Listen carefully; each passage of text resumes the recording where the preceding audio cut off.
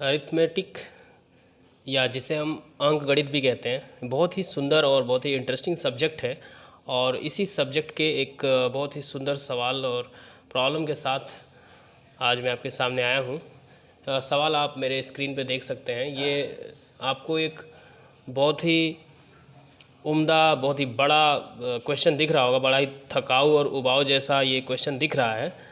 लेकिन अगर इसका सलूशन अगर हम शुरू करें तो आपको लगेगा कि ये सवाल सिर्फ देखने में बड़ा था, सिर्फ देखने में हेक्टिक था, टेडियस था, लेकिन इसका सलूशन बहुत ही सिंपल है। सवाल को जब भी हम पढ़ते हैं ऐसा लगता है कि ये काफ़ी बड़ा होगा। कभी कभी तो हम पढ़ने से डर जाते हैं कि इतना बड़ा सवाल हम बनाएंगे कैसे। लेकिन अंकगणित की खासियत ही यही होती है कि एक स्टोरी की तरह सवाल होता है, एक स्टोरी राइटिंग की जाती है, आपको फंसाने की कोशिश की जाती है, आपको उबाने की कोशिश की जाती है। लेकिन थोड़े से पेशेंस के साथ अगर आप सिर्फ सवाल को पढ़ पाते हैं, सिर्फ सवाल को ध्यान से पढ़ लेते हैं और एक बार बस उसके सॉल्यूशन को स्टार्ट करते हैं, वहीं आपका सॉल्यूशन कंप्लीट हो जाता है। तो ज़्यादा इंट्रोडक्शन न देते हुए मैं आपको ये क्वेश्चन सॉल्व करने की दिशा में बढ़ूंगा। लेकिन आपका ध्यान मैं इस बात पर दिलाना चाहूँगा सबसे पहले कि हम सवाल को समझने में अपना मैक्सिमम टाइम देंगे। यानी कि मेरा जो पूरा डिस्कशन होगा, अगर वो 1 घंटे का भी अगर होने वाला है तो उसमें समझ लीजिए 55 मिनट्स सिर्फ और सिर्फ सवाल को समझने पे जोर देने वाला हूँ। यानी मैं कह सकता हूँ कि लगभग 90% का जो टाइम होगा टोटल टाइम का, वो मैं सिर्फ सवाल को समझने में जोर दूंगा। और यही होता है अर्थमेटिक का खासियत, अर्थमेटिक की विशेषता।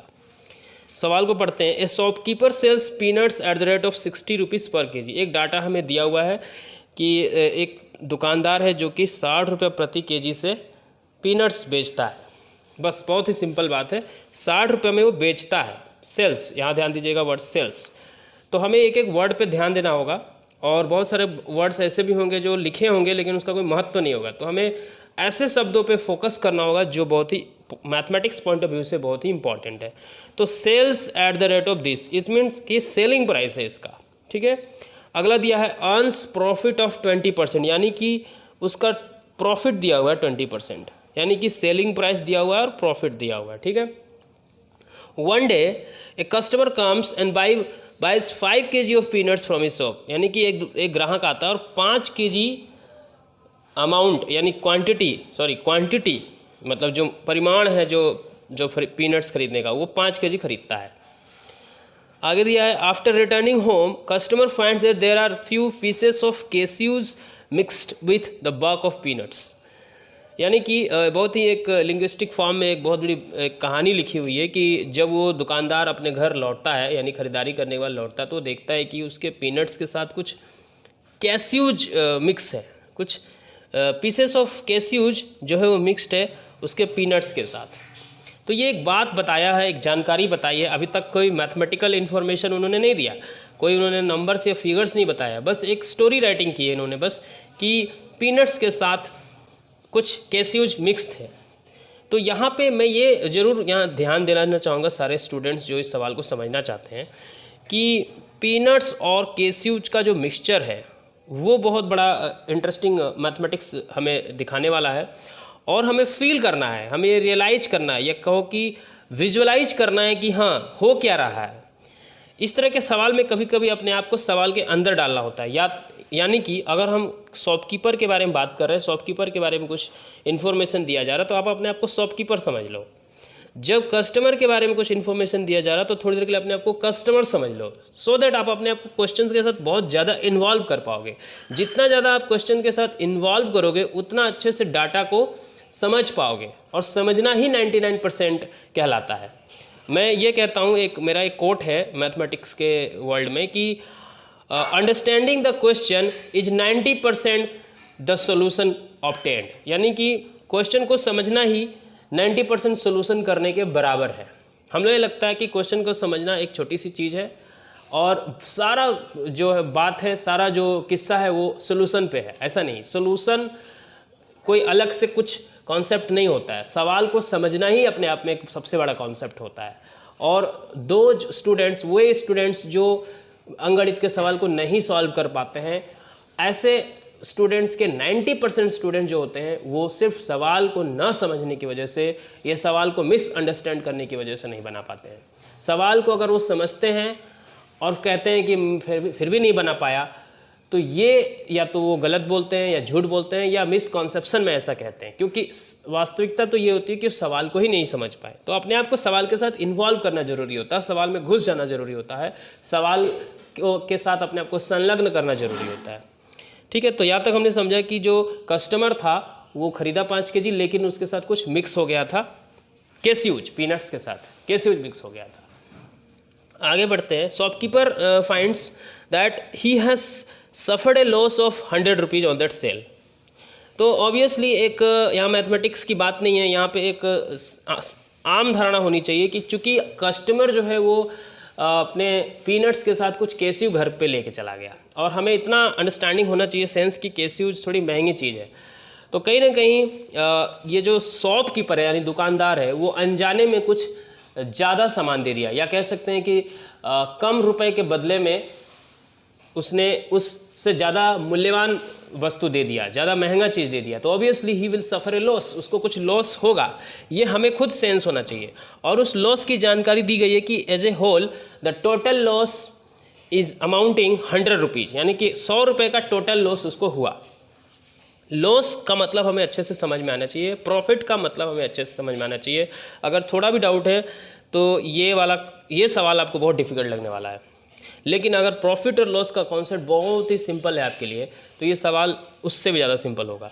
If the buying rate of cashew is ₹800, एक इन्फॉर्मेशन अगला दिया है कि बाइंग प्राइस जो है वो केस्यू का क्या है।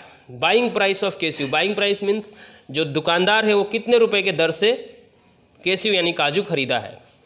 तो पूछ रहा है कि then find out the quantity of cashew present in the sold peanuts. तो फाइनली हमें पता करके ये बताना है कि जो पीनट्स खरीद के ले गया है ग्राहक कस्टमर, उसमें कितना केस्यूज मिक्स्ड है। यानी हमें टोटल पता है कि टोटल 5 kg का टोटल 5 kg का उसके पास है जो उसने खरीदा। उस दुकानदार के हिसाब से वो 5 kg पूरा का पूरा क्या था, पीनट्स था। खरीदते समय ग्राहक के हिसाब से भी वो पूरा का पूरा पीनट्स था, लेकिन घर जाने के बाद अब समझ में आया कि पीनट्स में थोड़ा सा काजू भी है यानी केस्यू भी है। तो हम इतना समझ सकते हैं कि some quantity of little quantity of cashews plus some quantity of peanuts is equal to 5 kg, ये हम कह सकते हैं।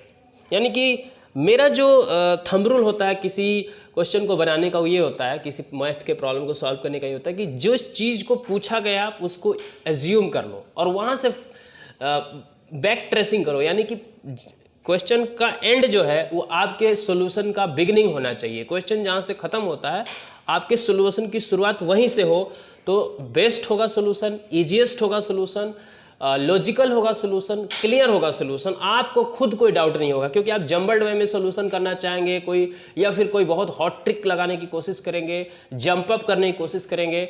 आप शायद मे बी फॉर्चुनेटली लकीली आप एक सही आंसर तक कंक्लूड कर जाओ, लेकिन आपको खुद कितना कॉन्फिडेंस होगा उसको सॉल्व करने में, कि खुद कितना आपको अपने आप पे विश्वास होगा कि हाँ मैंने सही बनाया है।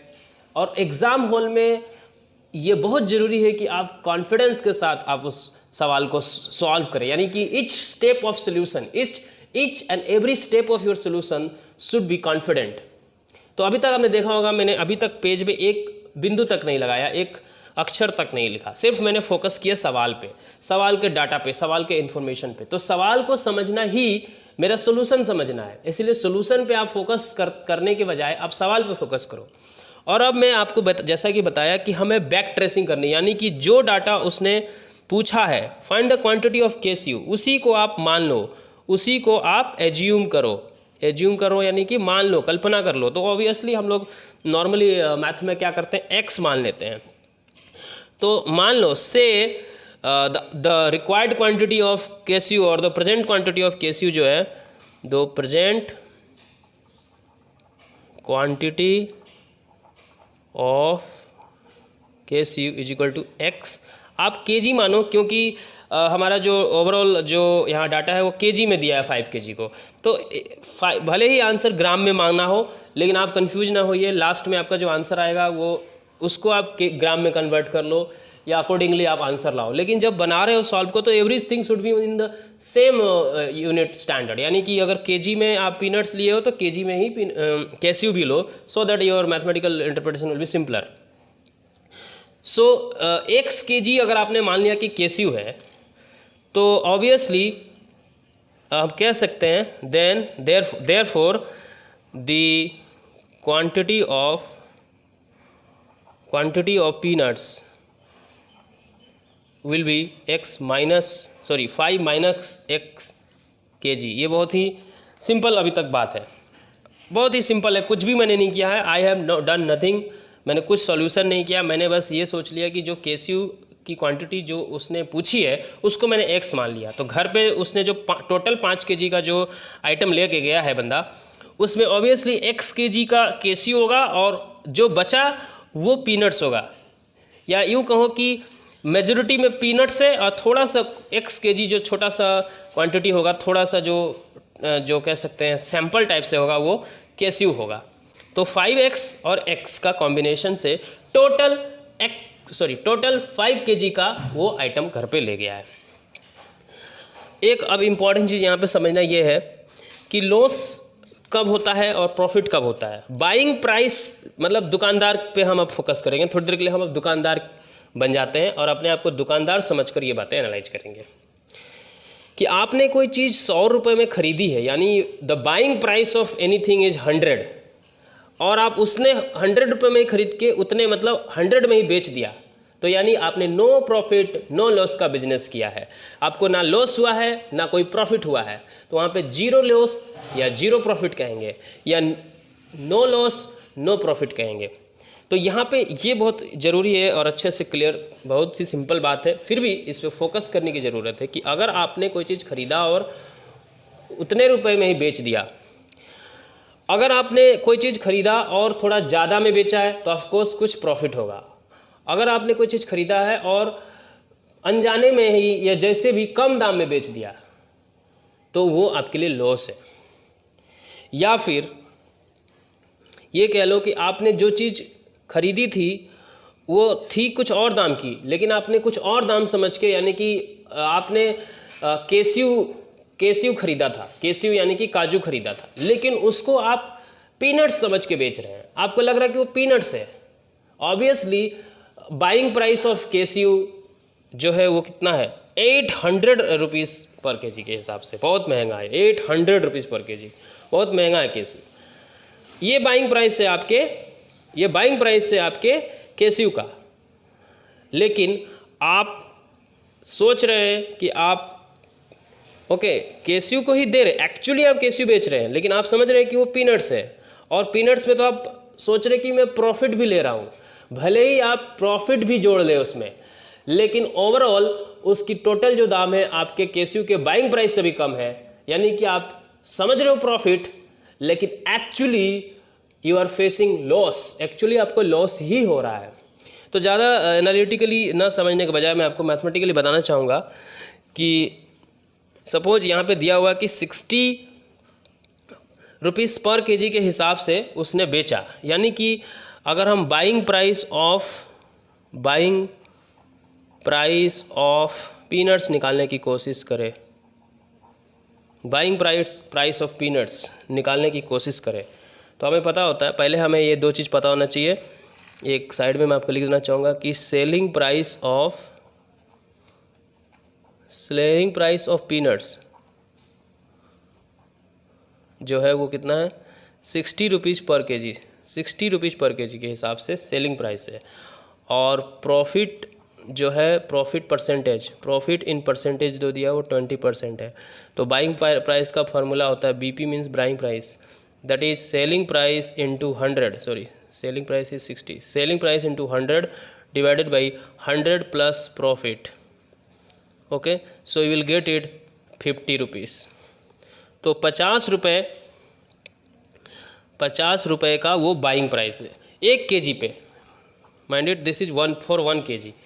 सो जब वो दुकानदार बाई करने गया था, यानी खरीदने गया था, जब वो खरीदने गया था खुद, एज ए बाइंग प्राइस अगर हम बात कर रहे हैं, जब वो खरीदने गया था तो उसने 50 रुपीज़ पर केजी खरीदा था।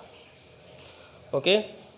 लेकिन वो पीनट समझ के पीनट्स को ही बेचेगा। अगर पीनट्स को जब वो बेचेगा तो 60 रुपये पर केजी बेचने से उसको ऑफकोर्स 20% का प्रॉफिट हो जाएगा।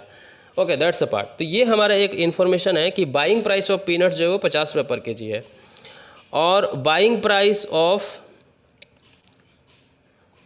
प्राइस ऑफ केसीयू ऑलरेडी किताब में हमें क्वेश्चन में दिया हुआ है, that is 800 rupees per KG. आप यहाँ पे देख सकते हैं 800 रुपीज़ पर केजी के हिसाब से केसीयू को खरीदा है उसने। तो buying price of केसीयू 800 rupees per KG है और buying price of peanuts 50 rupees per KG है। इसका मतलब ये है कि इस दर पे अगर बेचता है पीनट्स को और इस दर पे केसीयू को बेचता है तो इसको कोई प्रॉफिट भी नहीं होगा, कोई लॉस भी नहीं होगा। नो प्रॉफिट नो लॉस का बिजनेस होगा। 50 रुपीज़ पर केजी से पीनट्स बेचता है तो, और 800 रुपीज़ पर केजी से केसीयू बेचता है तो। लेकिन अगर वो इससे ज़्यादा में बेचता है, इन दोनों के प्राइस से ज़्यादा में बेचता है तो उसको प्रॉफिट होगा, इन दोनों से कम में बेचता है तो लॉस होगा। ऑब्वियसली अगर हम इस तरह से मान के चले कि है वो केसीयू यानी कि 800 का रेट से खरीदा हुआ चीज़, लेकिन बेच रहा पीनट समझ के यानी कि 50 में, तो ऑब्वियसली 800 रुपये के दर से खरीदे हुए चीज़ को 50 रुपये के दर से बेचेगा या 60 के भी दर से बेचेगा तो उसको लॉस ही लॉस है, बहुत ज़्यादा लॉस है। तो ऑब्वियसली उसको फाइनली 100 रुपये का लॉस होता है, वो हमें डाटा दिया हुआ है। अब हम इसका मतलब ये है कि उसको लॉस होने के लिए क्या करना पड़ेगा। After the sale the shopkeeper suffers a loss is equal to 100 rupees. 100 rupees का लॉस उसने फेस किया है, 100 रुपीज़ का लॉस, ठीक है, 100 रुपीज़ का लॉस उसने सफ़र किया। यानी कि अगर 5 केजी उसने टोटल बेचा है, यानी कि उसने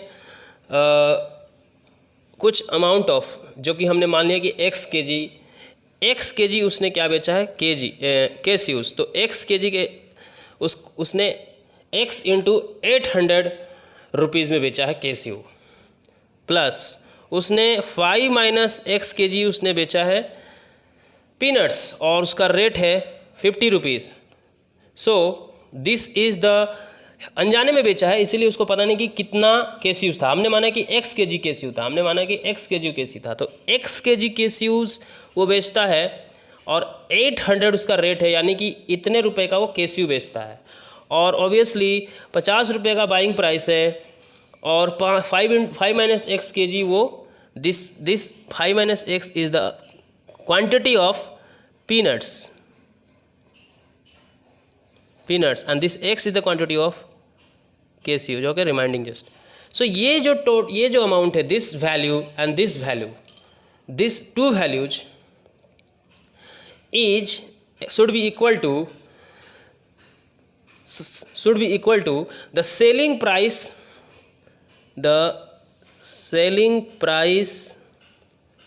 of 5 kg peanut, 5 kg peanuts जो उसने समझ के बेचा है उसकी सेलिंग प्राइस में उसने बेचा, लेकिन उसको 100 रुपये का लॉस हुआ था। That 100 rupees should be added to adjust the equation, to equate this expression. So it should be a simple understanding that कि यहाँ पे क्या हो रहा है कि x kg का उसने केसीयू अनजाने में दे दिया, तो इसका मतलब उसने x इंटू 800 रुपये का केसीयू उसने दिया। तो ये जो रुपया है, ये कुछ रुपया है, इसके बाद ये कुछ रुपया है, बट ये दोनों उसको रुपया अगर टोटल मिल जाता तो उसको कुछ प्रॉफिट भी नहीं होता, लॉस भी नहीं होता, लेकिन उसको मिलता कितना है, सिर्फ इतना रुपया मिलता है। यानी कि 5 kg का पीनट्स का जो सेलिंग प्राइस है, 5 kg के पीनट, क्योंकि वो 5 kg का पीनट्स बेचता है और वो पीनट समझ के ही बेचता है, और पीनट समझ के बेच के उसका जो वैल्यू है यानी कि पैसे के जो अमाउंट है उतना लेता है। लेकिन अगर वो इतना ले लेता है तो भी उसको 100 रुपये का लॉस होता है। इसीलिए यानी कि 100 रुपये मैं उसमें जोड़ दूंगा तो ये इसके बराबर होगा। और यहाँ पे ये भी समझा जा सकता है कि इसकी वैल्यू क्या होगी। वो 60 रुपये प्रति केजी से हमें पता है कि वो 60 रुपये प्रति केजी से पीनट्स को बेचता है, यानी कि 60 रुपये प्रति केजी के हिसाब से बेचता है, लेकिन वो 5 केजी बेचता है। तो वो 60 रुपये प्रति केजी के हिसाब से पीनट्स को 5 केजी बेचता है, पीनट्स ही समझ के, इसीलिए वो 5 × 60 रुपीज़ वो उससे प्राप्त होता है, 5 × 60 रुपीज़ प्राप्त होता है, और ये 5 × 60 यानी 300 रुपये से मिलता है। और 300 रुपये में वो पीनट समझ के बेचा है, लेकिन एक्चुअली पीनट्स प्लस कैस्यूज, पीनट्स और कैस्यू, पीनट और कैस्यू दोनों चीज़ें, जो कि हमने मान लिया कि कैस्यू x था और पीनट्स इतना था, पीनट्स और कैस्यू दोनों मिला के एक्चुअली बेचा है उसने, लेकिन वो समझता है सिर्फ पीनट्स, इसीलिए उसने 300 रुपये लिया। लेकिन एक्चुअली नो प्रॉफिट और नो लॉस अगर उसको होना होता, यानी ना तो प्रॉफिट के बारे में सोचता ना वो लॉस के बारे में, तो उसे इतना रुपया मिलता, इतना रुपया, यानी कि खरीद वाले बाइंग प्राइस के रेट से 800 रुपये के हिसाब से और ये 50 रुपये के हिसाब से, लेकिन फिर भी उसे 100 रुपये कम मिला, इसलिए 100 रुपये इधर मैंने ऐड कर दिया है इसको इक्वेट करके इक्वेशन को निकालने के लिए। अगर अब हम इसको सॉल्व करने की कोशिश करें, इस इक्वेशन को मैं सिंप्लीफाई कर दूंगा, तो 800 × x that is 800x plus 5 - x × 50 is equal to this will become 300। 5 kilo उसने बेचा है, 5 केजी उसने बेचा है 60 के रेट से, क्योंकि वो उस समय अभी भी तो सेलिंग प्राइस समझ के बेचा उसने, इसलिए 5 × 60 this 60। Okay, so this will become 300 and plus 100 is equal to 400. So if we will solve this equation, it will become 800x plus 250 minus 50x is equal to 400. Now if we will subtract, this will become 750x, and if we will subtract from this will become 150.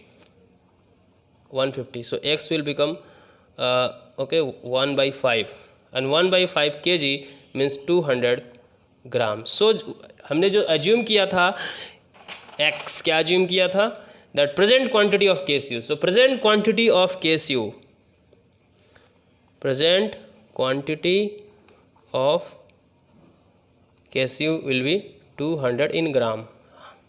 So it becomes so simple, as simple as that, कि buying price के हिसाब से हमने उनका केस्यू का कितना होना चाहिए निकाल लिया, पीनट्स का कितना होना निकाल लिया, और ये जो अमाउंट आएगा ये जोड़कर, this amount is as a buying price, means अगर वो इतने रुपए उसको मिल जाते तो उसको प्रॉफिट नहीं होता और लॉस भी नहीं होता, लेकिन उसको मिला है 300 रुपये और कहा जा रहा है कि 100 रुपये का लॉस है, कहा जा रहा है कि 100 रुपये